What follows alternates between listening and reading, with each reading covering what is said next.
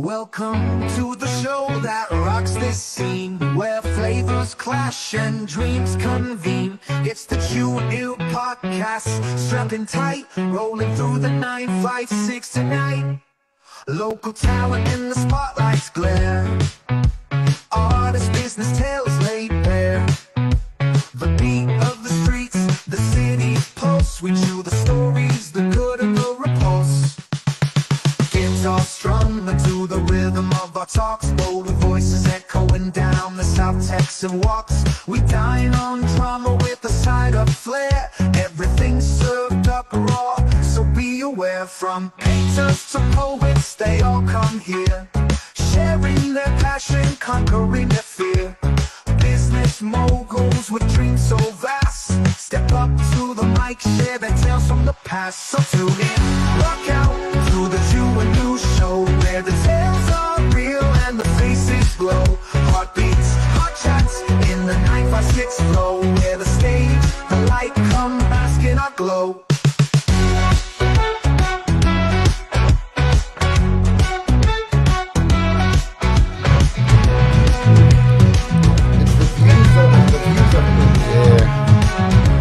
Yeah, the replays are actually where Yeah.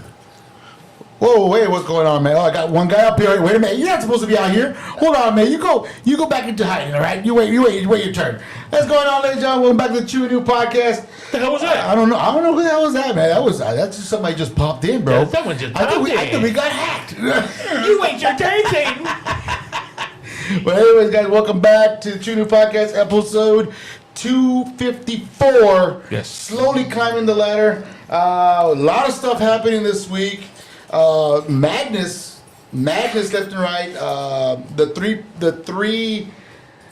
death strikes again. the 3 death strike in the month of July, like they've always have. Yep.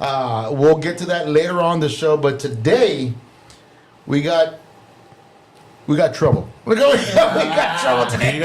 We got trouble today. Times 3, dude. Times 3. Yeah, we got trouble today. So today's guests, I'm gonna let them introduce themselves because I'm not about to make a mistake and get my ass kicked right on live Facebook Live. Oh, come on, dude. We need the ratings. Come on. Well, I mean, they can kick your ass after the ratings, but guys, let me go ahead and pop up the big screen here and then bring back that special guest that we had right now that was let's see him. wrongfully taken out. Let's start right here. Your name? JC Valentine. Right here. James Blackheart. And the gentleman right here on via satellite, the way he said. Go ahead, man. David Money, man. David Money. And the name of this stable is Parabellum. Parabellum. Man, that kind of scares me a little bit. That's kind of like, what's that? A Ric Flair, Triple H. I'm sorry, Batista, Evolution. Kind of scares me a little bit, because there's got to be one that's got to be the cheater. There's one that's the arrogant one, and then you got the young pup. So who's the young pup? Oh, the satellite one. Oh, damn. Just The biggest. I'm like 10 years younger than these guys, Oh, hey, that's a lot. You are a young pup, dude. That's why he's the powerhouse of the group. That's why he's the powerhouse. Yes, you are. You're the youngest. Yes, you are. You're the little guy, aren't you? You know it, yeah. And just don't do that, man, because he knows what exactly what the studio is, and he will come looking for you. All He's right? not here. I'm fine. Hey, David drives really fast. I didn't mean it. I swear to God, I didn't mean it. I only got one leg. Anyways, guys, thank you for coming to the podcast, guys. Thank you. Yeah, thanks for Thanks being here. for having us. I know we've had a couple of wrestlers in the past. I know we have James on the podcast quite a few times. Yep. That was excellent interviews. I think this will be number 4 times already. Yeah, Number yeah, 4 4. coming. Oh, 4 horsemen. Go Four ahead, horsemen. brother. The number For 4. number 4. Today's number is PBS is gone. But yeah, we have the 4th time on here, and we got the gentleman right next to JC, right? Yes, sir. And we got what name again? David Money. David. We got you guys on here. So, Jace, we already know who you are. So let's start with JC. Tell us a little bit about yourself, where you're from, and how you got into wrestling, man. Go ahead. I'm from Edinburgh, Texas. Mm-hmm. Yep. I've been on and off in wrestling for 15 years now.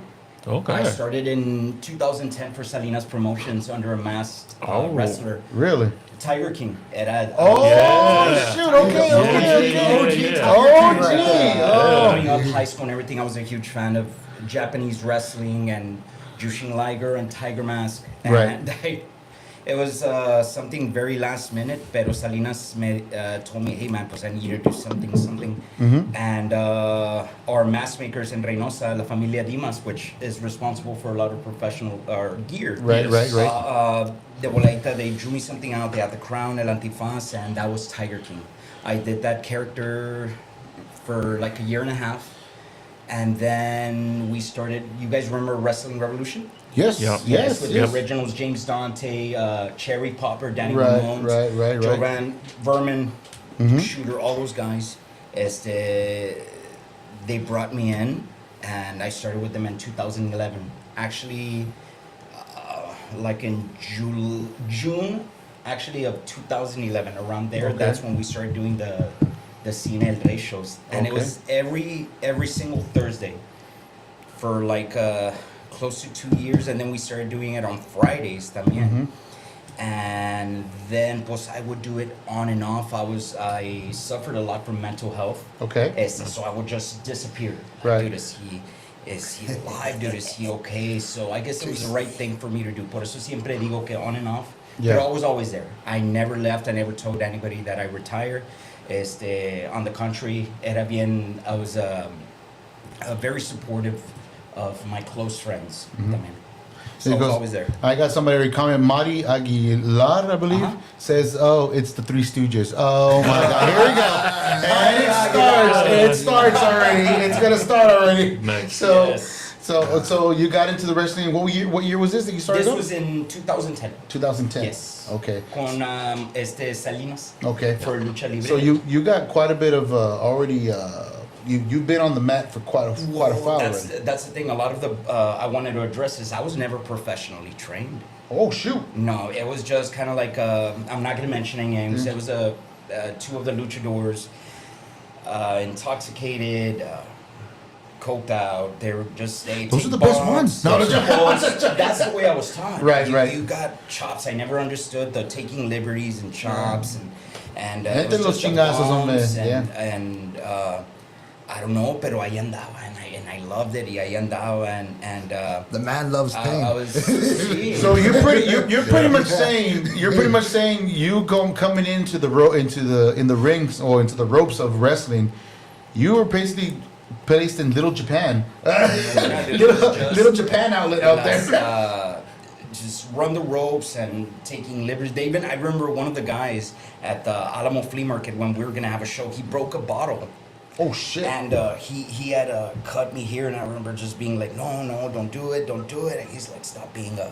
Yeah, right. And he did it. He covered my mouth, and then he gave me the little, The little icky clip? and started bleeding. And I'm like, I'm gonna do that. I don't know if this is what I want to do. Right. And it wasn't the best experience until I kind of left Salinas. Right. First of all, I wasn't even getting paid. Oh. Ouch. Yeah. Oh, okay, okay. Yeah. I was not getting paid. I was getting punished. I would carry bags, paid my dues. A lot of legends. I love that. Yeah. Casandro el Exótico, Mil Máscaras, El Hijo del Santo, who always had an excuse. Wow. Me asaltaron, y we already knew. But that to me was always a privilege. Right. Y luego I would wrestle. I would go get dressed immediately, and Salinas needed either to work security or go and sell masks. And sometimes I'd get like, I'm gonna say it, but like $10-15. And it was just part of break down the ring Right. and help the wrestlers get their bags back to. So that was an experience for me. But I know that I always wanted more. I was capable of more. Right. And it wasn't until my best friend now, my brother Alvaro Riojas, Okay. who at the time worked as Bandana Joe. Yeah. We clicked. We were like, dude, let's do something. Then Right, there's this right, thing. right, Just think right. about it. Wrestling Revolution. Right. One day I just decided, I just removed my mask, and it was the JC Valentine. Oh, okay. And if you all want to know, and not a lot of the boys know, Danny Chance's brother, Ray Knight, was the one who came up with the name. I remember name? we were having a cigarette, at the time he smoked, and he's like, "Why don't you do? Why we're trying to come up with a name because the show's like in 2 days, and dude, the names were." What was it? Jesse Attitude and JC. Like these names are so stupid. And then not good. I was like, dude, I don't know, man. This is so dumb. And then he's like, dude, how about JC Valentine? I was like, boom. Vermin loved it. I loved. Boom. Right, we ran with it, and that's where the JC Valentine. That's started. awesome, man. See? That's awesome. Empezó, but Yeah, I got Eddie Garza saying never formally trained, but still one of the best on the mat. There you go. Let me tell you right now, and I tell this to everybody, and this is why I wanted JC part of the faction. Never formally trained, right? But throw that out the window because he is. When it comes to technical wrestling, at least in the top 10 for all of Texas, just to go in there and train and wrestle and just get to work. Right. That's the man right there. There you Thanks, go, man. man. Thank There you go. There you go. I really appreciate it. Yeah, man. And thanks to Danny Ramones for teaching us the right way. Right. Thank you, Eric Shadows, for protecting the business. Yeah. Thank you, Alvaro Riojas, for just teaching us. But we were never professionally trained. Right. We actually just left the show. When was it, Steve? TSW. Being surrounded in a locker room. It 2 was weeks ago. 2 weeks. Yeah. Former NWA World's Champion Tim Storm just pulling us aside, and you guys did great. Oh, wow. Work on this. James Wow. Beard, and who trained you? And Izzy James, and I was telling Tim Storm, I was like, guys, I'm going to be completely transparent with you.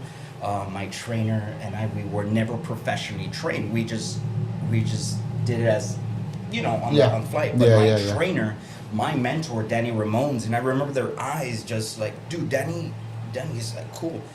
They ended up choosing, if I'm not mistaken, I guess 5 guys out of 60. And Blackheart and I got chosen to work the televised show for the NWA. And I remember David Money hadn't gotten chosen, but they had a good talk with him. And then it turns out that they were testing us to see how professional we handled being chosen, not being chosen, being excluded. A lot of the guys packed their bags and they took off, and these guys were Mr. Rodney Mack, and they were just seeing David Money. David Money offered everybody, hey man, Big David right there. There's David right there. Do you need me to work security? Do you need me to help picking up chairs? Like whatever. He offered the service. Talked to the guys. They're like, hey, you know what? For now, go sit in the crowd. Listened, didn't complain, and he was just there. And the guys told us at the end of the show that they greatly appreciated our professionalism. That really rubbed the right way, and That's they want awesome, us man. back. That's awesome, bro. So you've had a history already of you've been there, done that. What it sounds like, you've been there, done that for a while. Well, thanks to my mentor Danny Ramones, they taught us the right way to do it. Riojas, Right, and right. that's what rubs on them too. Right. I am nobody to be giving these guys advice, but I try to give them the right advice to protect the business. I'm very fortunate, I think. And me and JC got close again through Alvaro Riojas. He kind of got into a mentor, like a mentor relationship with me. And so I started hanging out with the two of them, and JC and I clicked, and we trained and hit the gym and all that good stuff. So I feel fortunate in that all of the major moments of my wrestling career I've shared with JC Valentine. Wrestling for Ring of Honor, our first bit of extra work, even being a security guard, being shit canned over the top by Parker Boudreaux on AEW Rampage. That's on cable TV. Right. So I got to get my ass kicked on cable TV with JC. I mean, that's still pretty cool. So all the major moments that I've had in the business, and I'm sure there's more to come, JC's been there right by my side. Yeah, and I got Daniel Valdez saying the GOATs, the hardest working guys, right here. And then I got Luis Gomez saying the man of 1002 holds. I said that. Yes, sir. We're gonna get to that, but I want to get the young buck up here. The man of 1,000 backslides. I want to get the young gun here, the young buck that's right here. Also, I want to have David talk to us a little bit about where he grew up and how he got into wrestling. David, tell us a little bit about yourself, man. Yeah, man. Same thing as JC from Edinburgh. Kind of got into wrestling. Like, I went to Oklahoma State. I did amateur wrestling there. Got my ass handed to me. And I looked Listen, up. everybody. I've always been a fan of professional wrestling, so I looked up like schools, and I found Texas Wrestling Academy in San Antonio. So I went. I trained there for like 4 months. And then, like, my rotator cuff just gave out on me, so I moved back down to the valley. Was going to college, and then COVID hit. And I was just scrolling through my phone, and one of the guys I trained with in San Antonio, Alex Arson, posted something like about Wrestling Revolution, and I didn't know there was wrestling in the valley at all. Right. I'd never heard of anything. I clicked it, and then it took me to the page, and then that's when I saw New Breed Wrestling Stream just opened up. So I immediately like talented Danny like on Facebook, and I was like, hey, you know, can I stop by or whatever? And yeah, I said yeah, I went. And I think a week later, Blackheart was there. And I was like, oh shit, I really got to fucking start hitting the weights or something.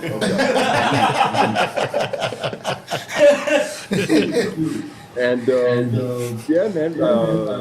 Luckily, I think I got trained very well. JC was one of the guys that helped Danny Chan, Andy Ramon, Alvaro too. They would stop by and kind of show us different things and stuff. Right. Right. And then I think I debuted in November of 2020, and that was first of all, that was like the craziest day for me ever, right? I didn't know wrestlers wear Speedos underneath their trunks, right? I didn't know that was like a thing. So I got told, and I remember I was at Dick's Sporting Goods, and I was supposed to have a match against Tone Strong. And then something happened where Tony like pulled out or he got hurt. And then I think so Danny called me and he was like, hey, you're working twice tonight. First against Rob Love, and then that's gonna set up for a main event match as a tag team. And I was like, what the fuck? I was like, no. I was like, dude, all right, like I'll do my best. And yeah, and then worked with Rob, worked with Doug Stash. That show, they liked me, and then joined the Kingdom, which was our stable. They took me underneath their wing, and then I think I debuted in November, and I think by like March or April, I was in Dyersburg, Tennessee at Pro Wrestling Mid-South, working there. So only like 4 or 5 months of training of like wrestling under my belt. So that was pretty fun. And then I stuck with it for a year. Had some personal stuff going on. Kind of wanted to tackle, real world, real life. So I left, and I came back totally on accident. Like I was not supposed to come back. I had texted Danny Chance. I just got out of the field for like 2 weeks. I was there for 2 weeks, and I was going down to the valley, and I was like, "Hey, Danny, is it okay if I stop by New Breed and like roll around, do some bumps and stuff?" He was like, "No, like we actually have a show tomorrow." And I was like, "Okay, cool, whatever." And he was like, "But we need an extra body." And I was like, "Oh." I was like, "Let me see my boots still fit," So went down there. My boots didn't fit. I borrowed all my gear from James that day because I didn't have any gear. And just started from there. I think that was last summer. And then I think it was December, James pitched the idea to me of the group. And, he was like, it's going to be me, you, and JC. And I was like, hell yeah. Immediately, I was like, you know what? Like, let's do it, dude. Because, like, these two guys, I don't know what it is about the three of us. We just click together.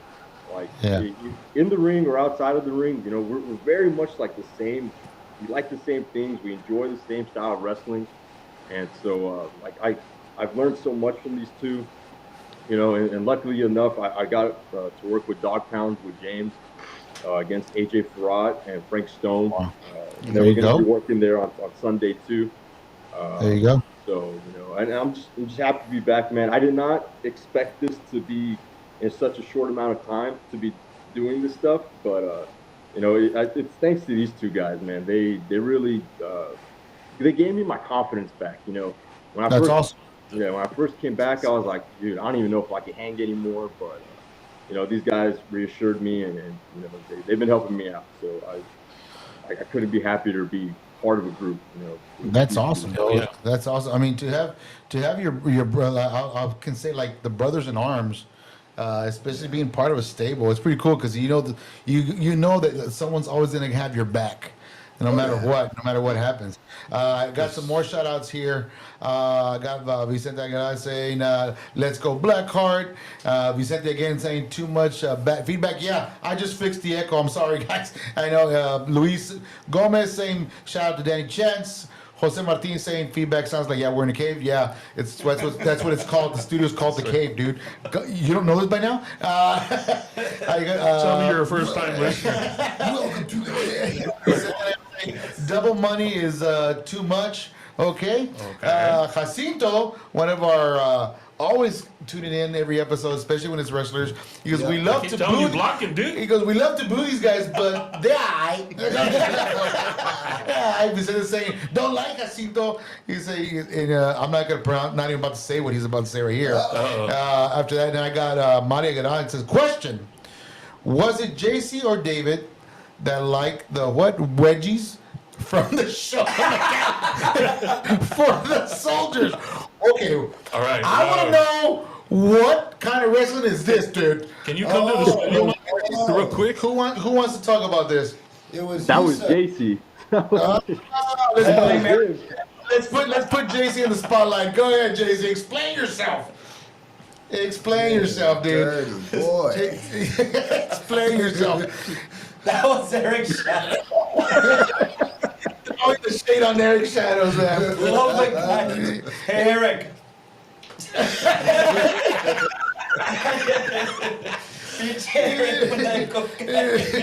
Oh my God. Oh, That Eric Shadow. Eric Shadows and the young gentleman who was playing Tiger King at the time, Tiger King 2. There was one episode back in, I think it was like 2 years ago, 3 years ago in December. I had Eric Shadows on the podcast, and we were About 2 talking. years ago. Yeah, we were talking back and forth, everything, and Tiger King 2 had mentioned. It goes, man, tell that bum to shut up. Blah, blah, blah. They're going at it. Oh, was this the whole? That thing. They were going at it on our program, and then he goes, I swear, man, if you were here, I'll whoop your ass. And he was at the camera, he's going. Yeah. Little did you know that Tiger King was right behind that door. I opened the door. You should have seen his face, like. That was he goes, I don't know about you, Mark, but you got expensive stuff at the table. I don't want to body slam on my no. So that was one of the best moments we had on the programs, man, a while back. But yeah, man, so tell me a little bit about this stable, guys.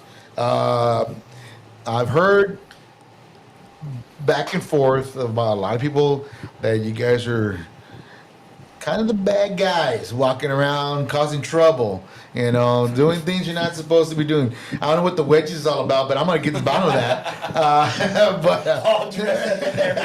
I want to find. When I bring you in here, you're gonna address me about those wedgies. You can show me how you did on Chew. But Again? Again. Oh man, I just got the other one out last week. I know. I just recovered. I'm just recovering. So, you guys, tell me a little bit about this stable, man. What's going on? What is the backstory behind this? What's going on? Blackheart. I know Blackheart hasn't gotten the camera yet, so let's start with Blackheart. I'm gonna put him on the spot here. Go ahead. Well, the thing about the three of us is we all share a common passion and dedication for the business. And all three of us, we do all the little things that people don't see. So, as a team, and I know I'm gonna piss people off when I say this, but it's the truth. And if the shoe fits, fuck it, then wear it. Oh shit, I like that. Of course. And you already know where I'm going with this. And the thing is that we see flyers from this city and that city and this city and that city throughout the valley. Right. And it's not just one promotion, it's like, it's a whole handful of them. Some of them I haven't even heard of, like, until I see the flyer or whatever, but I don't know who anyone is. Right. Right. Right. And the content, the videos and the clips of these matches and whatnot, and it's all just really fucking ridiculous, you know what I mean? I feel like there's a bunch of pretend wrestlers out here, you know, wrestling with t-shirts on, cheap ass gear, no gear. Like, what are you doing? Like, have respect for the business. Right. You know what I mean? Like, not just anyone gets to be a fucking wrestler. That's something we take very serious. I'm shaking right now because it pisses me off. You can hit him. You can smack you right there. He can I take it very serious because I am not complacent showing up locally on Sundays or Fridays or whatever the day is and thinking that I made it in this business. I'm not content with going out there and looking half-ass. I don't care how many people are out there, 3, 30, 300, 3,000, whatever it is. If I'm not my best, I'm underselling myself, I'm underselling my teammates, I'm underselling the fans because they deserve better than that. Right. Right. So I take all of that very serious.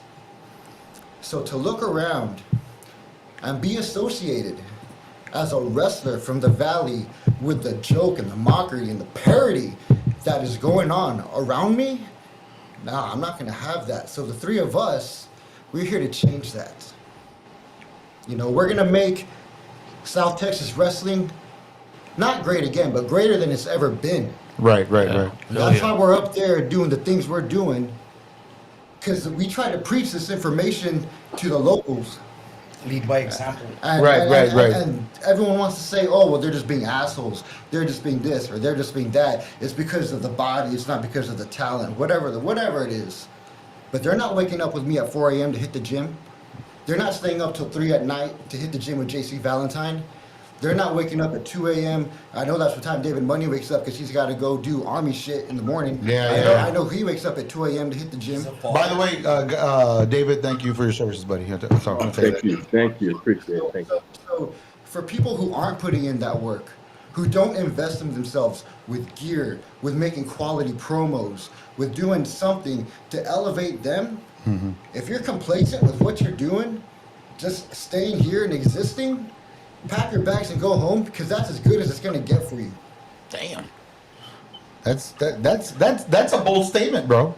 Like, That's a very bold no, statement. I know it's gonna piss people off, and I don't mean for it to piss people off. Did the shoe fit? But I want them to get motivated, Right. to elevate what's around us and really make this something because we can. We have the fans for it. We know we have enough wrestlers for it. But if we don't elevate, we're gonna stay the same, and nothing's ever gonna change. I got you. So we gotta be that change. Right. And they can love us, they can hate us. I don't care if they don't like the way we wrestle, or if they don't like the way we do things. The point is that we're successful. We are Parabellum, and to the victor goes the spoils, and the spoils look really good right now for us. Right. But who's gonna come and get it? That's what I want to know. That's what Parabellum is all about. See, I got people over here. I got Eddie got us saying mic drop on that one. I got Luis Gomez saying, say it with your chest, Black Card. That's what he's saying right there, buddy. I got Jacito saying, Black Card was a big brother figure to Nikki when she came in. He knows exactly how we feel about him. And then last but not least, we said the saying, I see plenty of that. Good job, Black Card. Yeah, and there's a lot of people that are agreeing with you on what you're saying. Yeah. Yeah, man. I mean, that's the cool thing about the arts, bro. When you have the passion for something, and you see people that are just slacking off, and you're like, you look at them, you're like, you know what? I'm doing it with all I can, with all my mind, everything I can do to make it number one, to look number one, to be number one, or to lead by example. So just like my buddy Ro from the Beefy Boy Bros says, you know, the tip of the spear. It's a very good phrase. To be the tip of the spear is leading by example. And what you said right now, what you toss on the table right now on our podcast, is leading by example. Especially you three men together in this one team doing that. you know, that's leading by example. That's making a statement. That's what I wanted to say. Yeah. Hell yeah. And the thing is, like the three of us, we're no better, no different than any other person. Anybody could be in our shoes, right? But it's just we want it so bad, you know. Like me, my son was born 3 weeks later. I was driving 6 hours down to go wrestle, 6 hours back up, Right. to come home, and then two hours of sleep. Hey, I'm at PT doing my PT, and then I'm doing my work, you know. And it to me, it's a slap in the face when guys are like, I want this, but they're out there at the bar till 2 a.m., you know, and they're not. And it's something simple, man. It's just like film study. Like, just studying film goes a long way, you know, and just it's very, you know, and I know a lot of guys in the valley, they have the potential to be great, to be better, you know, but I think when you keep yourself at a comfortable level and you're Right. just fine, I think they're just fine with where they're at now, you know, like James said, you know, for them, that's as good as it's going to get. But the three of us, you know, we might not ever make it to the big leagues, right? That's a possibility, but I'm satisfied with knowing I gave this my all. The three of us gave this our all. We did everything we could, and it just didn't happen. You know, if that is the case, right? Right. So it's one of those things, man. Like I said, for me, it's a huge slap in the face when guys are just like, I want this, but they're getting drunk and then they don't make call times. You know, and it's funny, man, because like I said, I would leave here. Like I would work out in the morning. I would leave here by 8, and I was showing up earlier than half of the guys that live 15 minutes away. You know, and it's kind of like, dude, how am I doing this, but you guys aren't? You know, and Right. I'm not fortunate enough. I don't have a wrestling school near me. I don't have a place to train. You know, and guys down there, they don't take advantage of what they have. You know, me and James, we were going 2-a-days from what 9 a.m. to 1. We'd break for lunch, come back at 6. We'd leave at 11. Like me and James, our whole life was wrestling. That's what we wanted to do. You know, and JC too, going through everything JC went through. You know, and he never quit, right? And guys now, you know, you raise your voice a little bit, and it's like, oh, he's being mean to me. He's telling me this. He's doing this. And it's like, man, you know, maybe it's because the three of us grew up in a different time. You know, like I grew up playing sports, and I was, you know, coaches would grab you, man, and fucking, what's not getting through your fucking head? You know, like Right. that's how I fucking grew up in sports, and you know, and the three of us have tried to share our knowledge, and you know, to credit, there are guys that did take it. You know, Frank the Tank, he's one guy that's very great, receptive to it. Martin, I think we all three of us love Martin. It's like, Martin. Martin is a character, homie. yeah, So you is know, and we, Yeah. Frank the Tank. Yeah. yeah, and we, you know, I mean, yeah, there's guys that are receptive to us and they'll listen. You know, but there's some that just, you know, and I get it. Three of us, you know, we have asshole tendencies. I know JC's been with me in the back where I'm just kind of talking and, you know, kind of fucking around, and people might take it the wrong way, but you know, and I feel like the three of us are very approachable. So like, it is what it is, man. Like I said, Wow. like I said, man, three of us, you know, anybody could be in our shoes. They just gotta want it. It's that Yeah. simple. Yeah. Now I got Maria Aguilar saying slacking off, not training, paying your dues. Oh, great. Big shout out. He goes, Armando Reyes says, hey guys, big hello to you all. El cacahuate. Oh my God. They go, we have to talk later, Armando, about you. And I got Luis Gomez saying complicity is a career killer in any line of business. Yeah. And then Vicente is going, go Martin! Don't please Don't encourage it. Don't encourage this delusional kid. Walking around with that damn championship. Doesn't mean nothing. Oh, sorry. What do you mean walking around with a championship? Oh, you haven't seen that? No, man, I haven't been around those parts. Oh, Martin! Yeah, we'll talk after the show. Man, things have changed. Show the video. We'll make sure to make an arrangement. We have both of you here in the studio talking about that. And you can slap all three of you can be here, slap some sense in the poor kid. But yeah, man, I know what you mean. You know, seeing that face to face, like I said, in any art form, whether you be a musician, a wrestler, podcaster, an actor, director, an artist. You know, you see people slack off and something you are dedicating yourself to do something better with it, and then people are just like, oh well, yeah, I'm doing it. You know, it's secondhand to them. Yeah, I guess. You know, they don't put in the work for it. That's pretty much what we're trying to say here. Yeah, because if he said, he has a belt. Oh, buddy.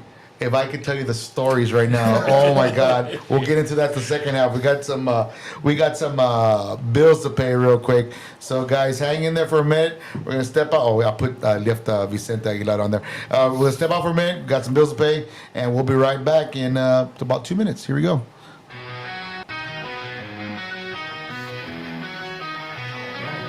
Time and energy, we got it, so you gotta know. It's called the True and New Podcast, Dynamo on the go.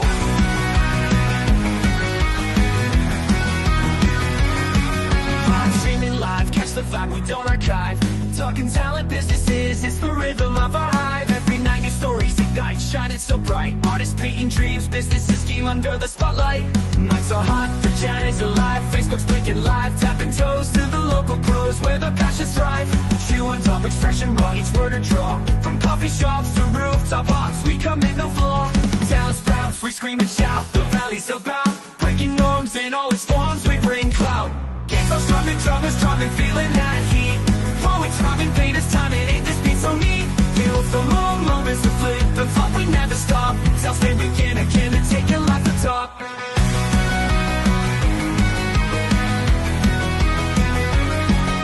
So grab your phone, make yourself known, dive into the wave. The Valley's Heartbeat Podcast in the braid and the suave. The True and New Podcast, a must-see feat. It's live, it's now, come take your bow, embrace life's treat. Hey!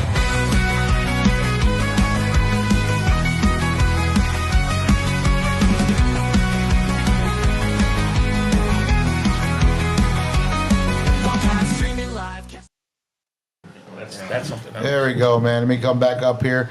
Let me get our buddy back. Let me take him off of mute. I'm sorry, buddy. I put you on mute. No one puts baby in the corner. I'm sorry. Did it on purpose. But big shout out to all our sponsors. Triple J Plumbing. Thank you so much for supporting the podcast. If you're looking for licensed plumbers, get these guys in your corner. They're great plumbers. Residential. Also, hospital grade work. So this is the guys you want in your corner. Second, also a Notice Construction. Looking for a good contractor? Give these guys a call. Talk to Tony. All the information are in our Facebook page. And reach out to them. They're great contractors. Renovation, residential, commercial, remodeling. They do it. Name it. They get it done. Also, another big shout out to Javier Cavazos. By the way, I know the camp is already up.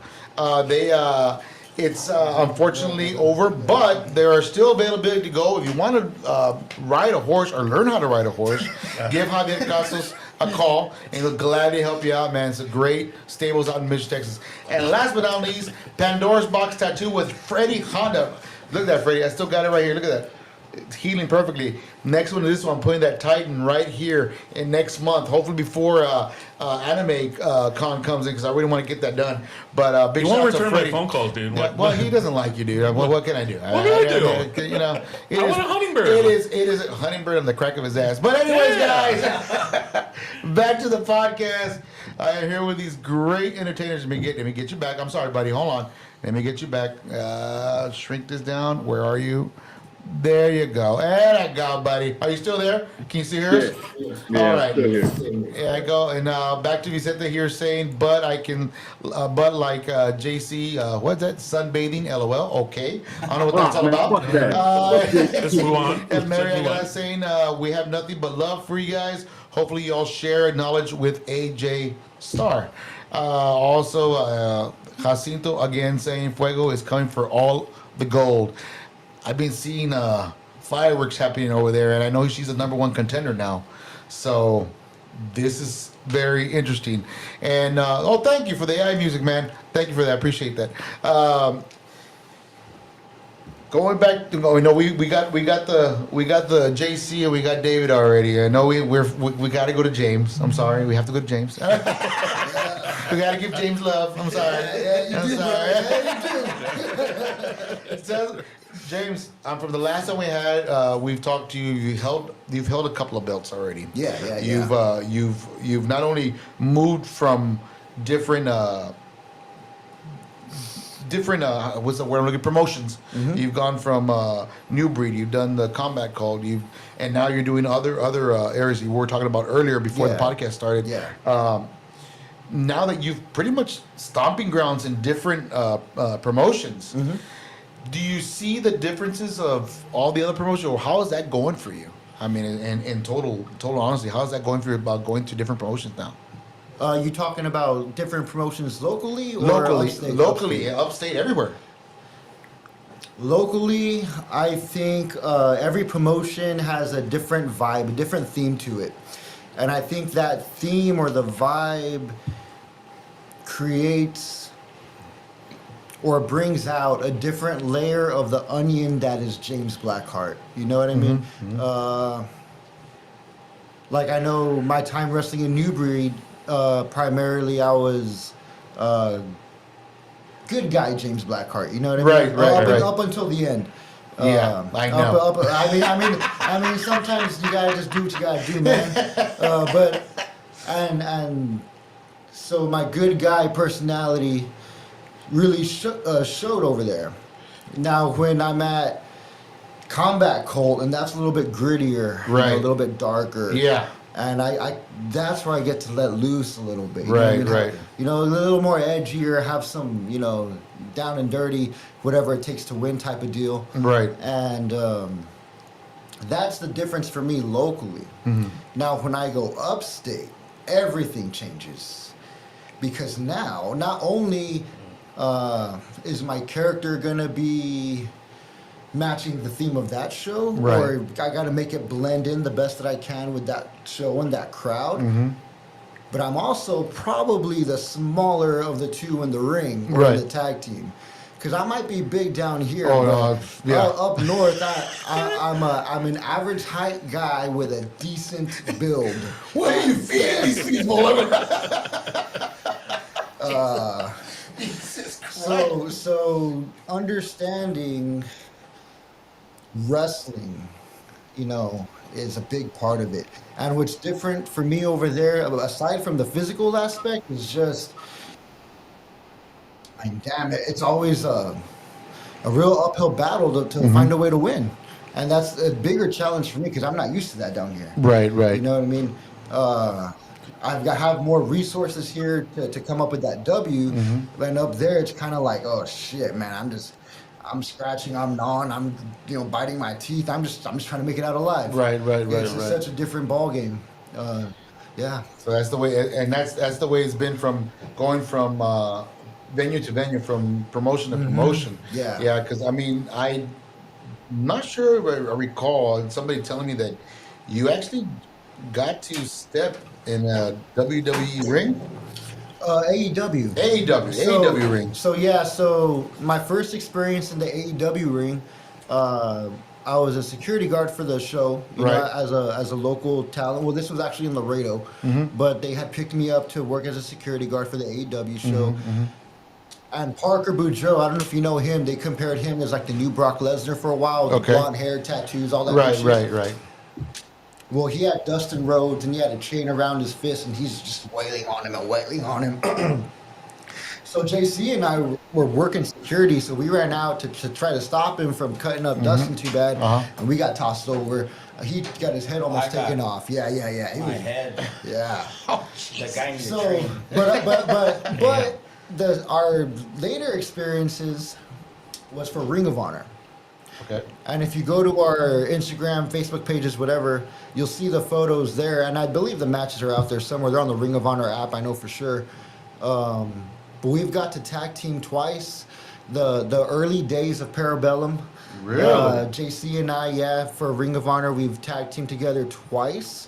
And both times we wrestled the Righteous, Vincent and... Dutch? Yes, Dutch.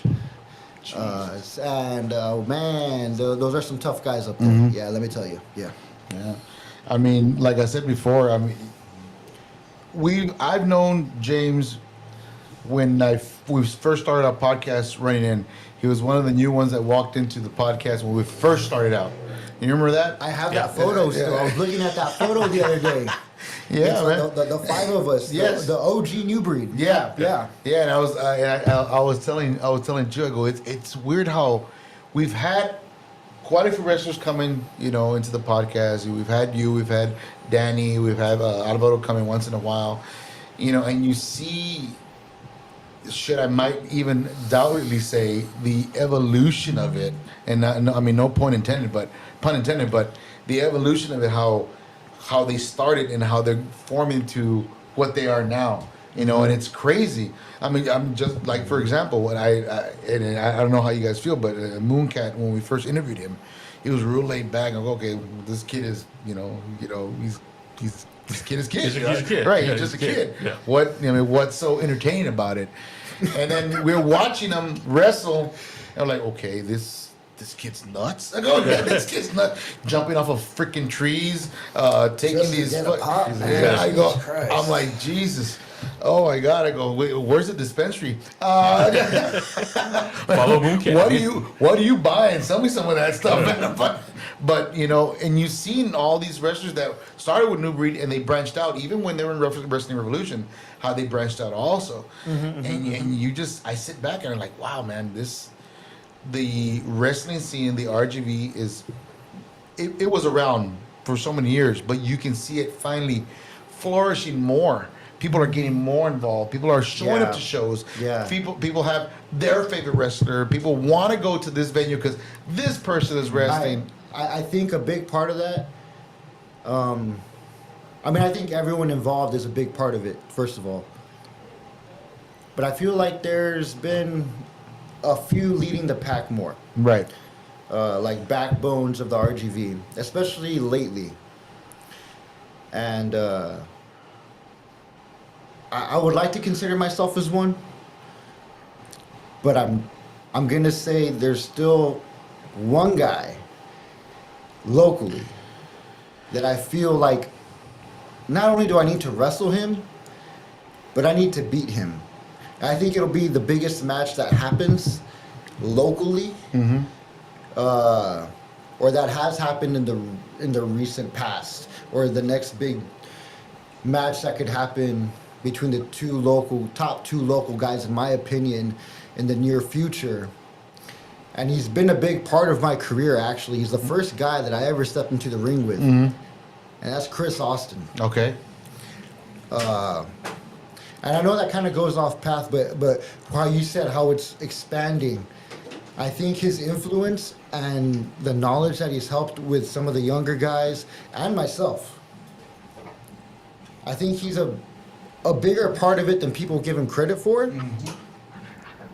And when it comes to the local talent, he is number one on my list. I don't know where we're going to wrestle, don't know when. It's not booked anywhere. But that's the match that when it does happen, man, if that place has got a roof, it's going to come off. Right. I hear you. You know what I mean? Yeah. Shit. I think that's a match that, done right, at the right place, at the right time, is going to elevate everything. Okay. Because he's been up there too. He goes out is it West Texas area? South Plains Wrestling. I know he's got gold over there. Everyone who brings down anyone important here, he gets the match. You know what I mean? He gets the big names. And I think he does a good job of representing the Valley wrestling scene. I think he just has a big part to play in the expansion, and I just wanted to give a quick shout out there. That's cool, man. Nice. That's good. It's good to know. Yeah. I got some more comments here. This is Mari Aguilar saying, "Love the entrance at the last show at CNET with Combat Cult for Blackheart. You got that one. I got Jose Martinez saying, "Yo, thanks to James, I went from 560 to 520 since I restarted doing my weight loss. Just saying, man." And then I got Luis Gomez saying, "Thank you for your services as well, real American heroes." Eddie Garza saying, "My Orton and Cena," and Vicente saying, "The Wish." That's what you're talking about, your match, The Wish. Oh, yeah. I got one here that Vicente put up here, and it's a big question for you guys. Okay. I really don't want to toss it to the table because when you ask questions like this, Vicente, you're kind of throwing a monkey wrench in the machine. I can't wait. And right, I love it. And I this love it machine already. is running very fine right now. Why No, would you fuck want it. to throw a wrench in No, there? fuck it. Do it. Let's do it. I feel like this could go a lot of different directions. A lot of different directions. It's going straight down now. It's like who's on first, what's on second. I got Vicente asking the big question here, and I'm gonna give that one a start because that's a very big question, and also the weight loss. That's awesome, also. Yeah, man, congrats, fantastic. Jose. That's awesome. Vicente Hell yeah. Aguilar's question is the big question: who is the leader? Ah. Come on, pal. Come on, pal. No. David's screaming over there. See David over there. No. I am the young. I'm the young Randy Orton of this faction here, but whatever. I'm not gonna say that I tell these guys what to do, or that JC carries my bags in, or I have David go get me coffee or nothing like that. By the way, when we go to the next match, Because I learn alongside of David. You know what I mean? I'm still learning too. Am I responsible for bringing the three of us together? Yes, it was my idea. right? But I couldn't do it without them, obviously. And I learn in the ring from JC every time I watch him wrestle.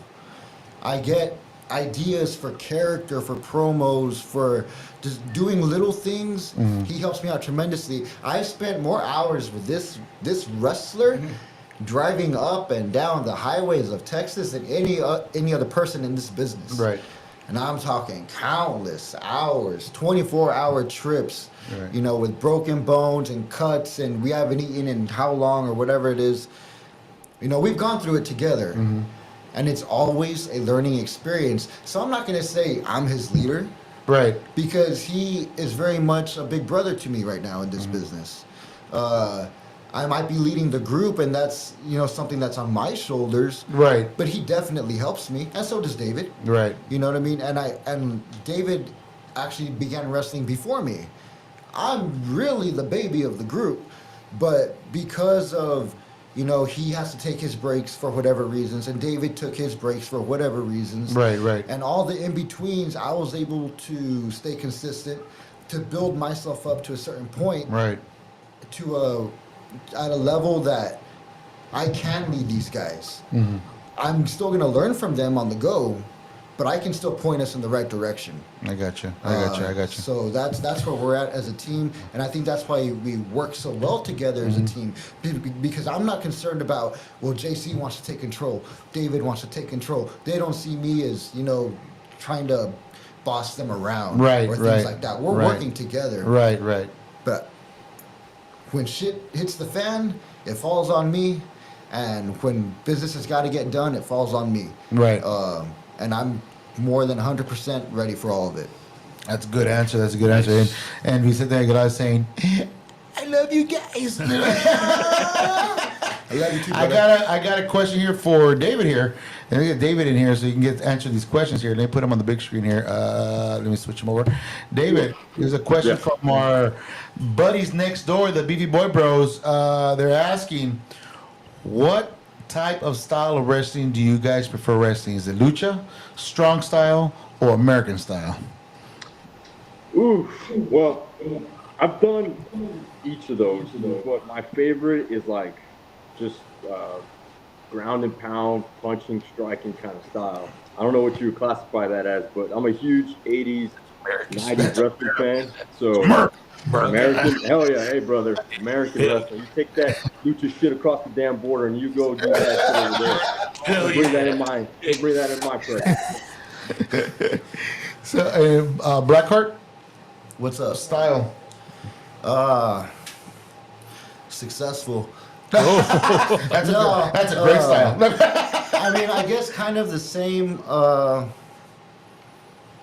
I like to think working smarter is better than working harder. Mm-hmm. I don't want to do a whole lot, but everything I do is going to be damn good. I got you. And I guess it's probably an American style brawling. Bar fighting. Yeah, there you go. I don't do a lot of holds. That's his business. The technical work. But I guess more ground and pound, more of a brawler. The strong style, then. Yeah. Strong style. Yeah, I got is it pretty making good a right. lot of sense right now. So, JC, would you consider yourself the lucha style? I do lucha también, a little bit of lucha, but my strongest would be technical wrestling. Technical I love wrestling. Technical wrestling. But That's I do why they call you love- the man of 1,002 holds. I don't think that's why. Two over Di Malenko. I don't think that's the One of reason. my But, favorite wrestlers. There you go. Yeah. So you're more of a technical. I love technical wrestling, lucha libre también, because I tell the guys, I tell Blackheart and David that it's very important to know the styles. Strong style is más, Yeah. hybrid. El chingazo, los chingazos, yeah. But the lucha libre, it's like Pete Payne, for example. I always talk about Pete, the base. It's not about nomás vas a hacer esto. You got to learn how to give a good base. Right, right. If you're gonna fly, dude, they're relying on you to catch them. I hate, and I'll say it, receiving suicide dives, cross. Oh, God. It's like, I tell you, because once there was an accident where no sé qué pasó, se fue en suicide dive, and it was just real messy.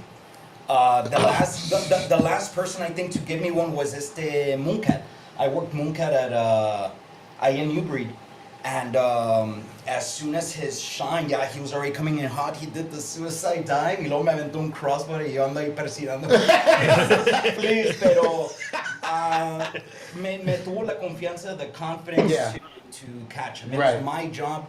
Pero lucha is not my favorite por la bases. But I would say technical wrestling. Technical wrestling. Technical. There you go. And you go. And you know what? The three of us don't need to jump on trees, climb up, do some dumb death shit to get a pop, right? We just got to show up and do the work. That's it, man. I mean, it's just that damn. I hear you, man. I totally understand what you're saying, man. I was there for that match, and I was like, oh, sweet Jesus, oh my God. Why? I don't know, but hey, I was scared. I was scared out of my mind, I wouldn't dude. be able to do that. Pete, I got the interview with Pete and Nightmare when they were on the podcast, when they beautifully beat the crap out of Chew, which is one of the best episodes ever. But what did that happen? oh, you don't remember? Good. I'll show you the replay later. I don't remember a goddamn thing. Don't worry, your insurance took care of it. But the first thing he told me when they were down there with the other wrestlers down there, they're going at it, and CYA, they're going at it, and then they look up to this tree and they see Frank up there, like, what the hell are you doing? And not only that, dude, what freaking scared the living crap out of me is that there's an audience right below him. So I'm like, this guy better make the jump, because if he slips and he comes straight, he's gonna go right on those old folks right in the front row. What's their money? But yeah, dude, I was like, you're nuts. I go, bro, you can't be doing stuff like that. Then he goes, and the thing is that Pete said when he was coming out, he's like, fuck, I'm getting out of here. He got out of the way. But I got anxiety. He pulled a Samoan Joe. He pulled a Samoan Joe. Yeah, he's like, fuck that, I'm out. And then poor Nightmare got a leg. I think he got a forearm. And Who was Pete? And then CYA got the rest of the whole body on himself. Like, Jesus Christ, man. That's like, another great guy, man. CYA. Yeah. Love the guy. Great guy. Great guy, real guy, great guy in the podcast also. He says, oh, and here comes another one. Like I said, I hate asking these questions because I really don't like asking these because I get yeah, I'll just ask it. Because I love these questions. Do it. Maria Aguilar say, I don't know, but Oh, okay. I'm also hearing that the Killjoys are becoming the hottest group right now. Oh, look at that. The pod's over, dude. Well, you know what, The hour's Pastor? up. Thanks for watching. We'll see you next week. No. The Killjoys. The Almond Joys? I don't know. I think the Wyatt Six want their gimmick back. Yeah. Oh, wow. Ouch. Wow. Oh. Look at David over there. David, I know you want to say something, David. Just say it. Say it, David. I don't have anything against the Killjoys. I like No, they're great folks. They're great. However, when it comes to a tag team, a trio, Parabellum, no one holds a candle to us. I'm just gonna say that. There you go. I will say on that note, if we're talking about the record books for TWL, the leader of Parabellum, James Blackheart, was successful in defeating from the Killjoys. Jake. Okay, Jake. I was gonna say if you don't remember the name, I was wanting to say Jack. that's what you drank yeah. afterwards. I was successful in taking his TWL Hidden Gem Championship. Oh away. shoot! Okay. So, you know, if you do the Steiner math, obviously that puts Parabellum on top. There you go. So, you know, There there's you go. that. And then I got Vicente also saying natural born leaders. Luis saying huevo. I don't know why. I Yes, got Jose Martinez We'll never saying, know. yo, JC is also a very good showman. Yes, There you sir, go. yes, sir. And I got Luis cracking up over here in the back. I got Jose Martinez saying very giving and what's that? Facial expressions, posture to deliver to the crowd, and the way he's feeling at the moment. Yeah, that's very important. Yeah. That's also very important. And I got Jacinto once again. Here's it. There you go. Let Blackheart and JC beat up Shoot today. Hey, you know what though? On a side note, and I don't mean to take us off track of where we're at, but we haven't got a chance to touch up on it, and I just want to touch up because he means so much to me. But he's been very influential in my career, as well as JC's, and is also guys like Alvaro Riojas, and now he's working close with David Money as well too, as we're all working together up north. But Lieutenant Dan from Laredo. I don't know if you guys are familiar with him. He was very prominent in the old days of Wrestling Revolution at Cine El Rey when they were running weekly. The best manager in this local wrestling history, bar none. He's also been like a mentor to me and a friend and a big brother. And he is directly responsible for a lot of the success I've had. They've come from him. He's put my name on his back and vouched for me, and I haven't let him down yet. And we're gonna keep on keeping on, but a lot of it is thanks to him. And I wanted to get that out there before I forget. Lieutenant Dan, he's the voice of NWA Texas. There you go. Lieutenant Dan. That's the man. Lieutenant Dan. Lieutenant Dan got new legs. But yeah, man, big shout out to him. And then here goes Luis again saying, "A huevo to the man of 1,002 holes." What's Luis Gomez drinking though? What's he drinking? I don't know what he's drinking, man, but I want some of that. Let me get you guys' reaction on this. This week alone has been one of the most craziest weeks, Chew. We've lost 3 in a week. One was on a Sunday, next one was on a Tuesday, and then Some today. legends died. Legends died. This First we had week. Malcolm Jamal Warner. Mr. Theo from the Cosby Show, Theo Huxtable, passed away in Puerto Rico, if I'm not mistaken. He was Yes, pulled by the on- undertow. Unfortunately, he was on And, vacation you with know, his family. Yeah, he fortunately he lost his life. Yeah. And next on the list, 2 days later, Tuesday, the legend, the Prince of Darkness himself, Ozzy Osbourne dies at the age of 76. That was just a hard pill to swallow, by the way. I mean, it was. We were waiting for it, but at the same time, like we weren't. It was a storybook ending. When the hell was it going to happen? Storybook ending. I mean, you finish this freaking amazing concert Yep. with the high caliber bands around the world that come and just tear it up for one day. Yep. And then him finishing off the concert with Paranoid at the very end. Not Mama. Everybody says, "Oh, he finished with Mama." No, he finished off with Paranoid. But him singing "Mama, I'm Coming Home," thanking the fans for being there for so many. He was saying his final goodbyes. Es lo que te iba a decir, como que he's kind of... He was saying his final goodbyes. And you know, of course, there's rumors roaming around on what happened and how he passed and blah blah. You know what? I can care less. You know, He was with his family at the end. That's what they say. His family at the end, and that's it. That's all that matters. But that's that one did. Yes, Jose Martinez. That one did hit hard. Yeah. And then to put the, I hate to say the word, the cherry on the top of the ice cream there, bro. The legendary, the immortal Hulk Hogan passes away at the age of 71. Rest in peace. To, you know, big fan of the guy growing up. Slowly but surely, he kind of tarnished at the end. His career started tanking slowly. He was what he was. Everybody remembers the memories. The great eat your vitamins, say your prayers. Yeah, brother. You know, but it's weird, man. You think these guys are gonna live forever? And I had one gentleman tell me today at work, you know, well, we're all gonna die one day. You know, but the thing is, you grow up watching these guys, and you see at a young age, and you think, wow, these guys are amazing. You know, you hold them on a pedestal. Well, I mean that's the thing, dude. Hulk Hogan will live forever. He's gonna live forever, Hulk Hogan. You know, but Terry Hulk Hogan, you know, that guy, he lived his life. What are you gonna say? You know, he was just doing his thing, and you know, if fans came along for the ride, great. But you know, he was gonna do his thing, and that's what he did. And I mean, what you call, you know, maybe he tarnished it.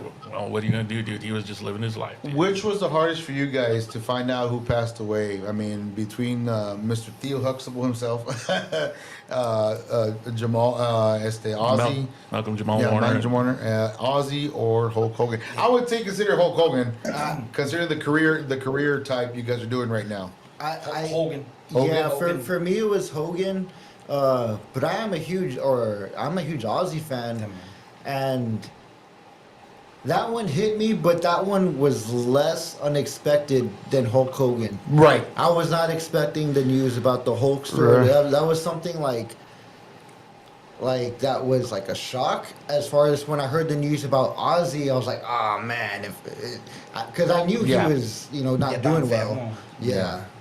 And so I think for a lot of people, Hulk Hogan dying is just because like he was still like one of the buffest dudes out there, one of the buffest celebrities. Like he could just easily tear through us still. Right. At 71 years old, and Ozzy. Well, fuck man, he was just. It was coming. It was coming. It was coming. He looked like a stiff breeze could take him out, but he was still up there. David, hardest for you, for them three. Hulkster, man, that one. Yeah, dude, I was at work and I was like, hold on, boys, give me a minute. Give me a fucking minute. Yeah. Because, I'm 26. I didn't grow up watching Hulk Hogan, but when I did start getting interested. Thank you so much for making me feel like an old ass now. I know you don't have to fight on television, but I didn't. I had cable. I'm not part of that generation, bro. All right, I didn't take my vitamin C beer like you did. Yeah, man. I mean, despite whatever he said, later on, I mean, he's a person, right? We're all going through this life once. It's all our first times. Everybody makes mistakes, but he's yeah, man. It's crazy.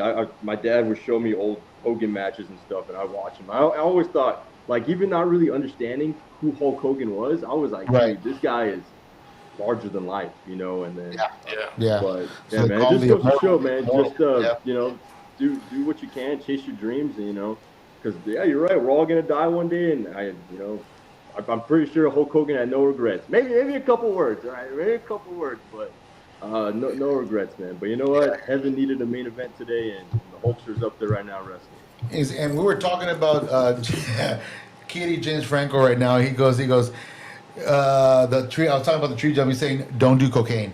And I got Cocaine's a hell of a drug, man. Cocaine's a hell of a drug. Jose Martinez saying, "Bro, Ozzy's pass hit hard." Eddie Garza saying, "Ozzy got the Ultimate Warrior send off." That is so true. You're right. You're right. Yeah. There you go. Also, I got one more to Kitty Frank. Oh, I'm sorry. Kitty Franco says, "Never asked me to do coke." And I got Jose Martinez saying, "Kitty Franco is the diet or zero sugar." I don't know what that means, but okay. And I got eyes looking to the right, and he goes, "If you're a child in the '80s, part of our childhood died this week." Yes, yes, it did. It did. That childhood. It's crazy. It's crazy. When I heard that today, I was in the middle of work, and I forgot who texted me. Someone texted me first, real quick. They told me, "Hey, guess what? No way." I had to research it real quick. I was on the computer checking, and I go, sure enough, it popped up, and I was just like, "Holy crap!" And we're all debating that. We had a Deadpool going for number 3. I was way off. Shout out to Bruce Willis. But He's still kicking, he's fine. I know. Die hard. Faster. And faster. Gee, where's that drum roll? Where's that rim shot? Yeah, it's not working. Anyways, yeah, man, those were the deaths this week. Like every week of July, and there was a couple of more people that passed away, but these were people of, I guess you could say, our generation, or growing up watching them wrestle, These were watching icons, them dude. singing, watching them on the traditional Cosby Show. Yeah. It's gonna be. I'm upsetting a lot of you guys for not picking Theo. Yeah. I'm just gonna say. I'm gonna start thinking about you guys. Calm down, Bill Cosby. Go to the refrigerator. Go to the refrigerator. Get a pudding pop and shut up. Count to 10, right? General pudding. Hey, go get a pudding pop. Anyways, guys, David's over like, what are they talking about? David's I don't know, man. I'm too young for this conversation. I don't know what I was doing. David's like, I plead the fifth. But anyways, guys, we're an hour and 11 minutes into the show. One of the great shows that we had today, especially when I have the wrestlers on here. It's fun, man, because we get to sit back, shoot the shit, talk about what's going on in your neck of the woods, and talk about some of the matches and stuff that's going on, and putting your foot down, you lay it all on the table, let people how they feel about what you do for your career and how much passion you have for it. Mm-hmm. Me, the man of 1,002 holes in the broadcast. Two. That's what you gotta do now. Instead of saying, thank you, go. 2. New gimmick. David, do you approve of that? What? Approve. What?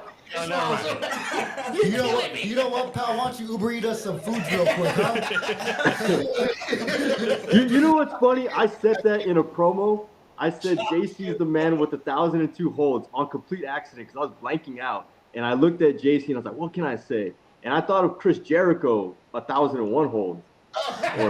And I was like, shit, JC has 1,002. Fuck it. Like, And he goes, and then Jacinto saying, please, chop chew. For the love of God. James is not going to do it, dude. But the man of 1,001, 2 holes might do it. Oh my God. You're going to be getting that in your matches now. They're watching. They're going to be walking the stage, and they mention, JC match. I go, 1,001, 2. That's what you're going to hear. 2. Just know that's our gift to you, buddy. You're welcome. You're welcome. It's just like Frank the Tank, man. When he came to here, my brother and I were interviewing him, and he was talking about, I hate Toxical. They go, it's all about STD. And my brother goes, oh, STD. That same week, they were chatting it. And even freaking, oh my God. Oh, is that how that started? Yes, that's how it started. Jesus Oh my God! Even what's his name? Pete showed up with a sign where it says STDs. Yeah. Back in my day, we tried to avoid those. Oh Dude. my God! that STD thing was like over the top. I remember going to the back and they had like one of the boys dressed up as a doctor, And like I don't know who the fuck this guy is. And then he opens the thing. He's like, "Yup, Frank has STDs." And I was like, "What's going on here?" I don't know what the fuck is happening. I'm telling you, dude, the gimmicks. This guy, those are. I love watching those gimmicks, man. They're so hilarious. It just catches my eye. I got Mary Aguilar saying one more say, "Can't wait to see the match between the Three Stooges and Ed, and Eddie." Oh my God. Okay, you're talking about Paradigm. You're talking about Paradigm. Yeah. Yeah. That's going to be a banger. It's gonna be a slobber knocker. Bog on. But what, guys? I'm gonna wrap up right now, man. I want to say thank you to JC, David, and James for coming on the podcast, having fun with us, man. It's never a dull moment with having the local wrestlers in the podcast, man. Any social medias that social medias. Toss your social medias, James. Start with you. Yeah. So I'm really, all I do is Instagram, James.blkhrt_. So we're going to shorten up Blackheart. That's James.blkhrt_. And that's like my only real social media that I use. There you go. Nice. Oh, wait, OnlyFans? No, I'm joking. JC. Instagram Jesse_Starship. Oh, Enterprise? No, I'm just joking. Starship. All right. Doesn't that sound like a good wrestling name, Jesse Starship? That does sound like a badass name, but you're kind of this close to being Jefferson Starship, so you want to go that way. And if you don't know, put White Rabbit in the background when he's coming out. That'd be great. White Rabbit. No, I'm just joking. David, talk to us. Man. Social medias. Just Instagram too. It's ITS David Money. Yeah, just find me there. JC's been having the giggles with you all night, dude. For some reason, I don't know what's going on over here, dude. He's just cracking up. He's having too much fun. He's having too much fun with you, bro. Look, he's looking at you on the computer. He's just cracking up, bro. He's been doing that since the last time we hit the road. We were 3 hours into the trip, and it's quiet as shit in the car. And then JC starts laughing. He's like,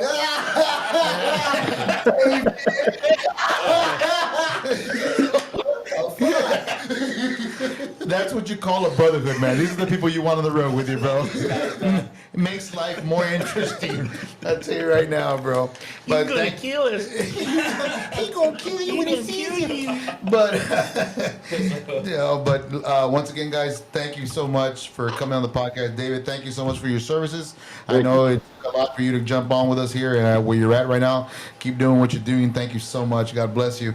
JC, James, thank you for coming to the podcast today, man. It was a lot of fun. Yeah. So happy. Whenever you guys want to come in and talk, shoot the shit again, let us know. And more, that door's always open to come in. Or if you want to come in and do a top 10 with our brothers next door, and you can come in over here and do a top 10 best songs for you three guys. Shit. You know, you could do something like that. That'll be something interesting for you guys. Soundtracks to play while you're wrestling. There you go. Yeah. I work hard for the money. Sorry.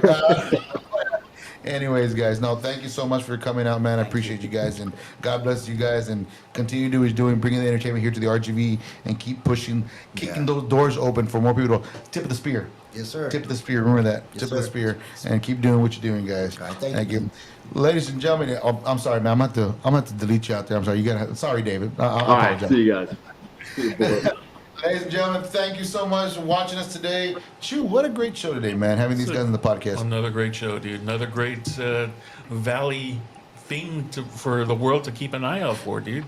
It just keeps, the Valley keeps producing, and the world keeps accepting. So yeah, I'm glad that we had these guys on, and I hope that they actually return our phone calls and come back. You know, that'd be great. I mean, it takes a lot of gratitude to you guys to tune and watch in, because knowing that Chew's over there on the camera, it's kind of hard. It's a lot of alcohol going into your system to even watch the show. Thank you so much for hanging in there. Not enough alcohol just yet. Not enough. But once again, thank you so much for everybody showing up. Thank you for all the love, the likes, the comments. I appreciate every single one of y'all. Audio for this podcast will be out next week on Monday. I want to apologize, first of all, to And the Hero Prevails. I know I was supposed to release the episode on Monday, but it got released on Tuesday. So it's out there in audio, guys. You want to check that out with Troy and them. They'll be opening up. Don't forget for 89 Farm coming up soon. So you want to check that out. That is the podcast for the night, guys. Tune in next week Thursday at 7:30 p.m. We have Votech coming in, the welders that won some sort of championship here in the state of Texas. It's about damn time. It's about that time. We find it if somebody's getting noticed, Finally, somebody's doing something about it. and they still haven't fixed my gate. But God damn it. ladies and gentlemen, thank you so much for watching. Chew, sign us out. I've been Chew. And we will see you next week, 7:30. Wait, okay. No. I got one more. No. And it has to be quick. No. You know what? I'm gonna leave it as a cliffhanger. I'm gonna leave it as a cliffhanger for the next time they come in, because I think, and here's an actual comment from an actual wrestler, Sean Ayala. Okay. Says, yeah. I think the Los Rebel Bandidos need to stop by. And he says, what you think, Quique Caballero? So, ladies and gentlemen, I will have Quique Caballero next month on this podcast, so you might just get your answer. Hang in there, guys. We'll see you next week, 7:30 p.m. Leaving you with our commercials and our sponsors. Thank you so much. We'll see you next week. Laters, Gators. Bye, everybody. Woo!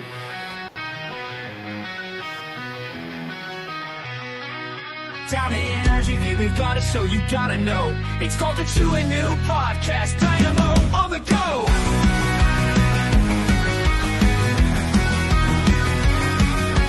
Streaming live, catch the vibe, we don't archive. Talking talent, businesses, it's the rhythm of our hive. Every night new stories ignite, shining so bright. Artists painting dreams, businesses scheme under the spotlight. Nights are hot, the chat is alive. Facebook's blinking live, tapping toes to the local pros where the passions thrive. Chew on top, expression raw, each word a draw. From coffee shops to rooftop hops, we come in no flaw. Town sprouts, we scream and shout, the valley's about. Breaking norms in all its forms, we bring clout. Get so strong and feeling that heat. Poets rhyming, painters timing, ain't this beat so neat? Feel the low moments to flip, the thought we never stop. Tell spin again and take your life to top.